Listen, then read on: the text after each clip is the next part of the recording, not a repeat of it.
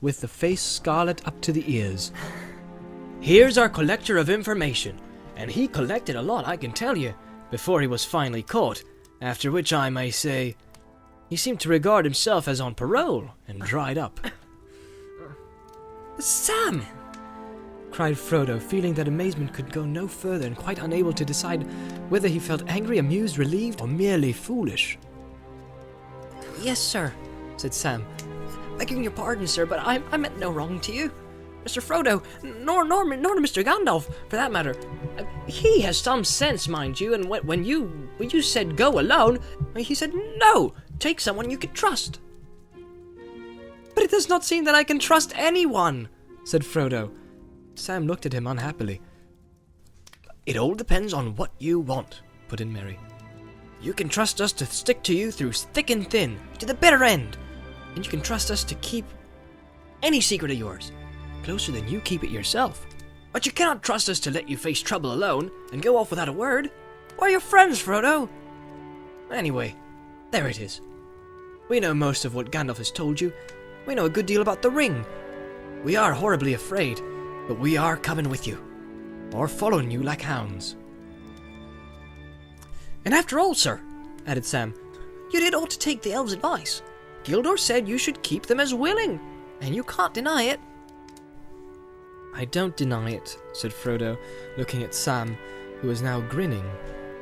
"I don't deny it, but I'll never believe you are sleeping again.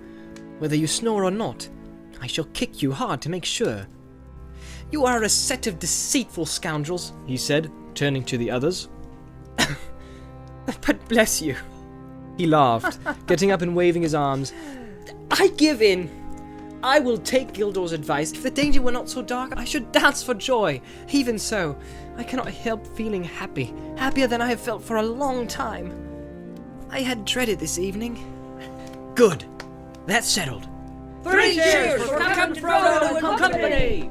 They shouted, and they danced around him. Merry and Pippin began a song, which they had apparently got ready for the occasion. It was made on the model of the dwarf song that started Bilbo on his adventure long ago, and went to the same tune. Farewell we call to hearth and hall. The wind may blow and rain may fall. We must away ere break of day, far over wood and mountain tall, to Rivendell where elves yet dwell, in glades beneath the misty fell. Through moor and waste we ride in haste, and whither then we cannot tell. With foes ahead, behind us dread, beneath the sky shall be our bed, until at last our toil be past, our journey done, our errand sped. We must away, we must away, we ride before the break of day. "Very good," said Frodo. "But in that case there are a lot of things to do before we go to bed. Under a roof for tonight, or at any rate." "Oh, that was poetry," said Pippin. "Do you really mean to start before the break of day?" "I don't know. I fear those Black Riders, and I'm sure it is unsafe to stay in one place long, especially in a place which it is known I was going. Also, Gildor advised me not to wait, but I should very much like to see Gandalf." I could see that even Gildor was disturbed when he heard that Gandalf had never appeared. It really depends on two things. How soon could the riders get to Bucklebury? And how soon should we get off? It will take a good deal of preparation. "The answer to your second question," said Merry, "is that we could get off in an hour. I've prepared practically everything. There are 6 ponies in the stable across the fields. Doors and tackle are all packed, except for a few extra clothes and the perishable food." "It seems to have been a very efficient conspiracy," said Frodo. "But what about the Black Riders? Would it be safe to wait one day for Gandalf?" That all depends on what you think the riders would do if they found you here," answered Merry. "They could have reached here by now, of course, if they were not stopped at the north gate, where the hedge runs out to the river bank, just this side of the bridge. The gate guards would not let them through by night, Though they might break through, even in the daylight they would try to keep them out, I think. At any rate until they got the message through to the Master of the Hole, for they would not like the look of the riders, and would certainly be frightened of them. But of course Buckland cannot resist a determined attack for long, and it is possible that in the morning even a black rider that rode up and asked for Mr. Baggins would be let through. It is pretty generally known that you are coming back to live at Crickhollow. Frodo sat for a while in thought. I have made up my mind, he said finally. I'm starting tomorrow, as soon as it is light. But I'm not going by road. It would be safer to wait here than that. If I go through the North Gate, my departure from Buckland will be known at once, instead of being secret for several days at least, as it might be. And what is more, the bridge and the east road near the borders will certainly be watched, whether any rider gets into Buckland or not. We don't know how many there are, but there are at least 2, and possibly more. The only thing to do is to go off in a quite unexpected direction. But that can be but that can only mean going into the old forest, said Fredegar, horrified. You can't be thinking of doing that. It is quite as dangerous as black riders. Not quite, said Merry. It sounds very desperate, but I believe Frodo is right. It is the only way of getting off without being allowed at once.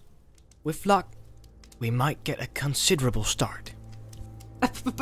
But you won't have any luck in the old forest, objected Fredegar. No one ever has luck in there. You'll get lost. People don't go in there. Oh, yes, they do, said Mary. The Brandybucks go in occasionally when the fit takes them.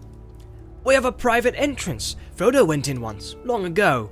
I've been in several times, usually in daylight, of course, when the trees are sleepy and fairly quiet. Well, do as you think best, said Fredegar.